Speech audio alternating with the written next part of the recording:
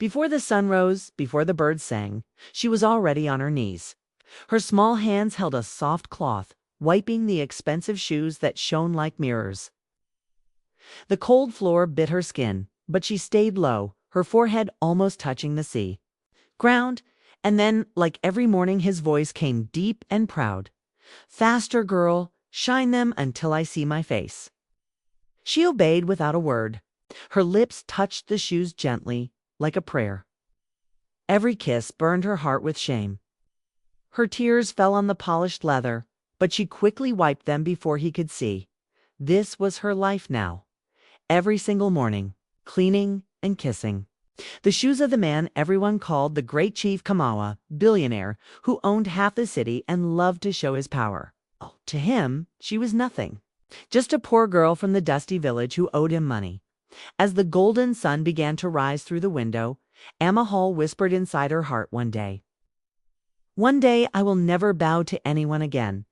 But that day felt far away. For now, she had to survive. She did not know that fate was already moving, like a hidden river. And soon the man who made her kneel would kneel before her. Her name was Amahal. In her village, that name meant beautiful one. But her life was not beautiful.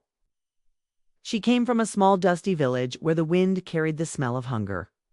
Her father had died 2 years ago, leaving behind a broken hut and many debts.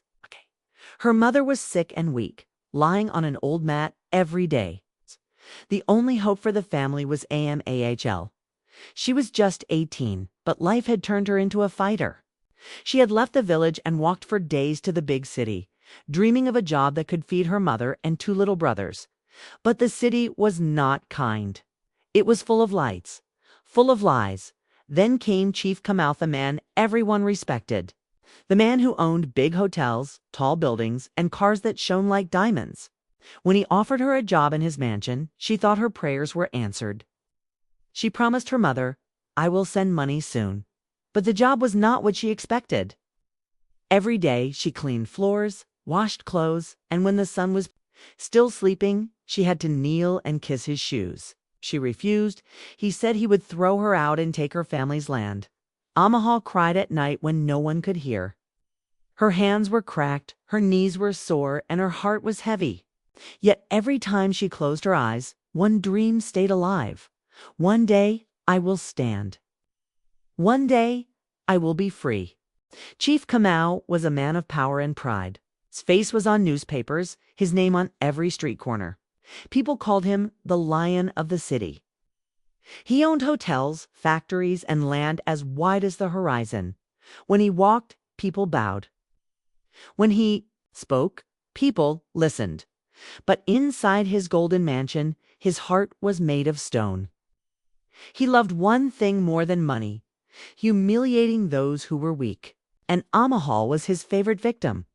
Every morning, he sat on his high chair like a king while Amahal crawled on the floor. He crossed his legs and smiled as she cleaned his shoes. "Lower your head," he said.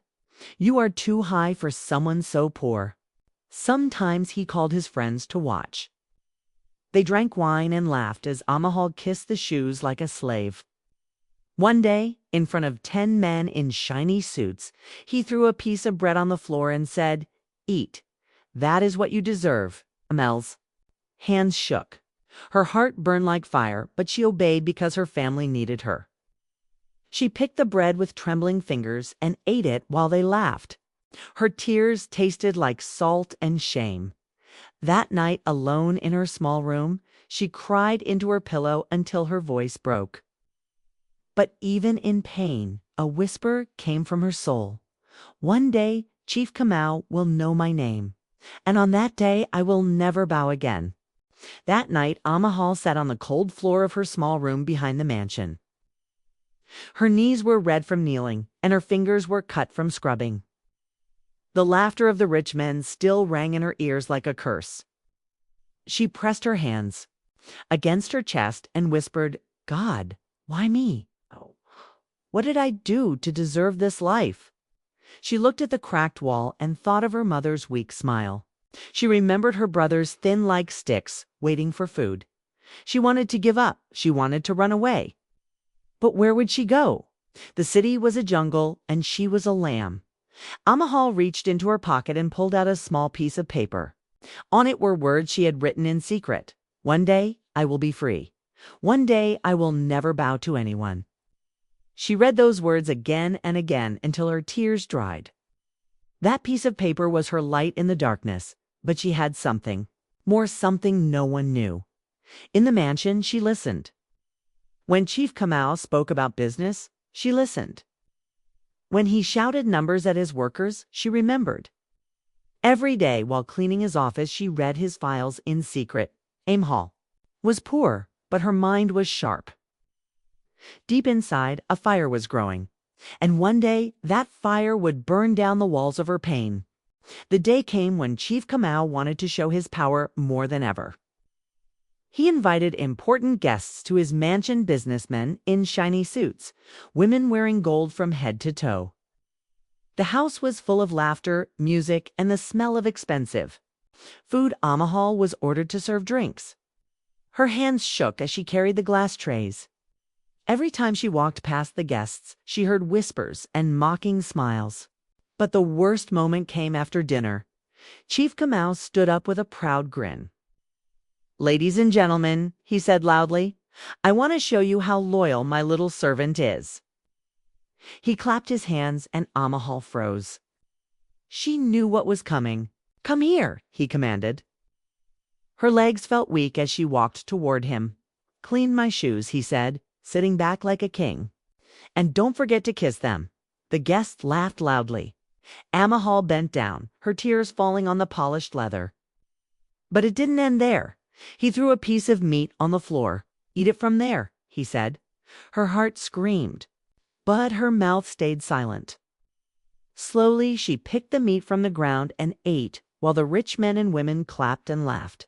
That night, in her small room, Amahal pressed her face into her pillow and cried like a river. "Shh," she whispered one sentence over and over. "One day I will rise. One day they will see me." The next evening, after finishing her work, Amahal walked out of the mansion to clear her mind. The city lights glowed like fireflies, but her heart was heavy like a stone. She walked down a quiet street, her feet bare, her eyes full of tears. Then she saw her, an old woman sitting by the roadside with a small basket of herbs. Her skin was wrinkled like the roots of an old tree, and her eyes shone like the moon. "Child," the old woman called softly, "why are your eyes full of pain?" Stopped, surprised. No one had ever asked her that. Her lips trembled. "Because life is cruel," she whispered. The old woman smiled gently and took out a small leather bag from her basket. She placed it in Amal's hand. "Take this," she said. "It is not magic. But inside is something stronger than gold hope. Keep it close. It will remind you that your hands will never touch the ground forever." Amahal opened the bag and found a tiny carved stone with the word "Rise" on it. Her heart shook. She wanted to ask questions, but when she looked up, the old woman was gone. Amahal held the stone tightly. For the first time in months, she smiled. Deep inside, something woke up, a voice whispering, "Your time is coming." Amahal sat on her small bed, holding the tiny stone with the word "Rise" carved on it. Her heart beat like a drum. She knew the old woman's words were true. No one stays on the ground forever. That night, Amahal made a decision. She would no longer live as a slave. She would no longer cry for mercy. She would fight. But how could a poor girl fight a man as rich as Chief Kamau? Amahal looked around her little room. On the floor, she had a pile of old papers she had secretly taken from the office. For months, she had been listening when Chief Kamau spoke about his business deals. Kay read the papers every night when no one was watching. She knew the names of his partners, his plans, even his mistakes. "I will use what I know," she whispered. "I will turn his pride into my power." From that day, she saved every coin she earned. She stopped buying extra food. Instead, she hid the money inside the bag the old woman gave her. Every evening after work, She walked to a small library in the city. There, she read books about business, about cleaning services, about how to grow a company from nothing. Amal's knees were still on the ground every morning, but her mind was rising higher and higher. She was no longer the girl who cried in silence. She was planning. And soon, the world would see her. One night when the mansion was quiet and the city was asleep, Amahal stood by the door of her small room. Her heart was beating fast, but her eyes were full of courage. She had been saving coins for months. She had been planning every step. Tonight was the night. She looked around one last time. The cold walls, the cracked floor, this place had been her prison. She picked up the small leather bag from the old woman and whispered, "Thank you." Then she walked out, silent as the wind. Amahal didn't run. She walked slowly like a shadow. The guards at the gate were half asleep. When they asked, "Where are you going?" she smiled and said, "To buy bread for the morning." They waved her off, and just like that, she was free. The city lights shone in the distance as Amahal walked toward her new life. She used the little money she had to rent a tiny single room. It had no bed, no chair, just four walls and a roof. But to Amahal, it felt like a palace. The next morning, while Chief Kamau waited for his shoes to be kissed, Amahal was already on the streets, handing out flyers for her new cleaning service. It was small, it was simple, but it was hers. She whispered to herself, "One day, this will grow. One day, I will rise." 1 year later, the city was buzzing with a new Namama cleaning services. From one broom and one bucket, Amahal had built an empire of her own. Her company cleaned offices, hotels, and big houses. People trusted her because she worked with honesty and love. Her workers respected her because she treated them like family. Amahal now drove a silver car and wore clothes that made her look like a queen. But her heart stayed humble. She never forgot the nights she slept hungry or the mornings she kissed shoes. One morning, Amahal got a message that made her smile. Chief Kamau was calling for a meeting. His business was sinking. He needed help. Amahle agreed.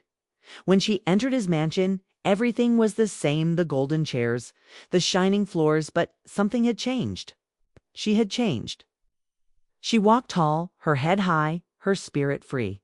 Chief Kamau sat on his high chair, but his face looked tired, worried. For the first time, he did not shout. He stood up slowly and said, "Amahal, you look different." She smiled, calm and strong. "I am different," she said softly. "I no longer kneel for anyone." The same men who once laughed at her now stared in silence. Amahal opened her folder and said, "I am here to buy your company." The room was silent. Chief Kamau looked at Amahal with wide eyes. He could not believe that the girl who once kissed his shoes now stood before him like a queen. His voice shook. You want to buy my company?" Amahal smiled, calm and strong. "Yes," she said, "but I have one condition." Swallowed hard. "What is it?"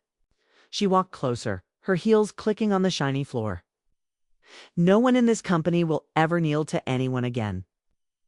Respect will be the only rule." Chief Kamau lowered his head. For the first time in his life, he felt small.